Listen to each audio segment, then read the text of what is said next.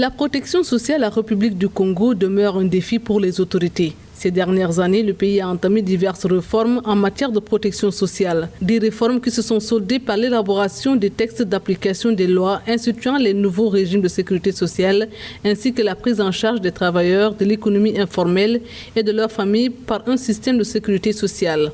On reconnaît au Congo-Brazzaville la difficulté particulière de son code de sécurité sociale par le fait que son champ ne couvre pas la totalité des risques de vulnérabilité qui sont évoqués.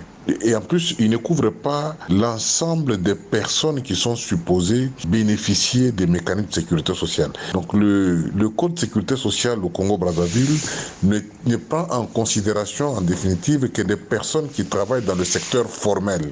Or, vous savez que nos économies, pour la plupart, sont dominées par une large portion du secteur informel. La Caisse nationale de sécurité sociale a récemment signé un prêt syndiqué de 200 milliards de francs CFA avec un pool bancaire pour assurer le règlement des pensions des retraités du secteur privé et parapublic. Depuis 1997, les retraités congolais peinent à toucher leurs pensions. Pour la seule année 2020, l'État a cumulé des arriérés de cotisations estimés à 49 milliards de francs CFA. Les gros problèmes qui se posent avec le fonctionnement de la Caisse nationale de sécurité sociale, qui dépend essentiellement ou principalement des cotisations. Il y a aussi des placements, bien sûr, que la Caisse peut faire. Il y a des dons, il y a des legs.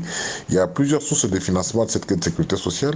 Mais aussi longtemps que notre capacité de mobiliser des ressources financières est énormément limitée dans nos pays africains, cela fait que même nos codes de sécurité sociale, ou plutôt nos systèmes de sécurité sociale, demeurent faibles, fragiles et insuffisants par rapport à l'étendue des problèmes qui assaillent nos populations. Toujours dans les réformes, le pays a acté la dissolution de la Caisse nationale de sécurité sociale et la création de 2 nouvelles caisses. Il s'agit notamment de la création de la Caisse des risques professionnels et des pensions des travailleurs du secteur privé et de celle de la famille et de l'enfance en difficulté.